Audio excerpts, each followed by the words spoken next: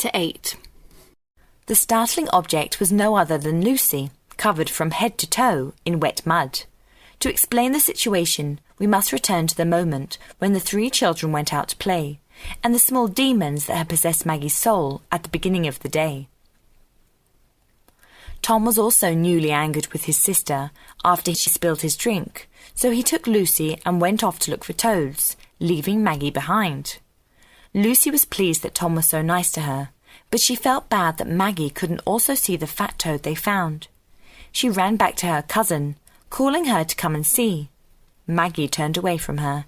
Despite always having loved the girl, she now included Lucy in Tom's unkindness.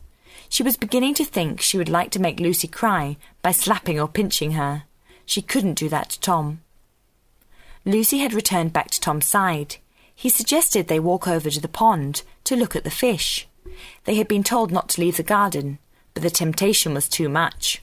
Maggie saw them leave and soon followed, creeping closer and closer. Tom sensed her coming and told her to get away. It was too much.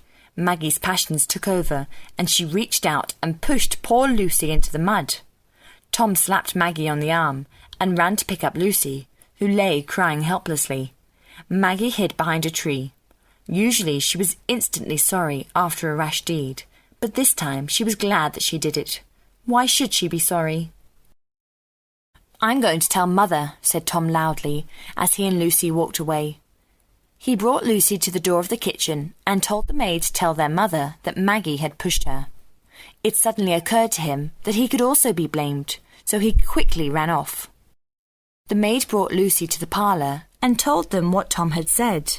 After their initial screams, Mrs. Tulliver and Mrs. Pullet began to fuss over the girl. "They must have been at the pond. It's the only place with so much dirt," said the maid. "There it is, Bessie. It's what I've been telling you," said Mrs. Pullet. "It's your children." Mrs. Tulliver felt truly wretched. Surely people would think she had done something wicked to deserve such children. While Lucy was sent off to the kitchen to be cleaned, Mrs. Tulliver went out to find her naughty children. It took her a while to locate Tom, who was harassing a turkey in the chicken coop. "Tom, you naughty boy, where is your sister?" "I don't know. Last I saw her, she was sitting under a tree near the pond." "Then go and fetch her." "And what were you thinking, bringing your sister to a place with dirt? You know she'll get into trouble if trouble is there." Even when she was angry with Tom, Mrs. Tulliver still blamed Maggie.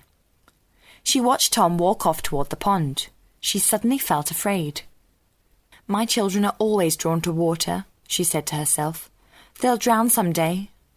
Her fear was magnified when Tom returned without his sister.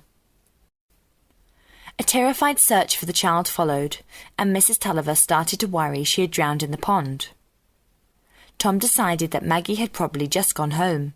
It was a great comfort to his mother, who called for the carriage. They left quickly for home, with Mrs. Tulliver wondering the whole way what her husband would say if Maggie was lost.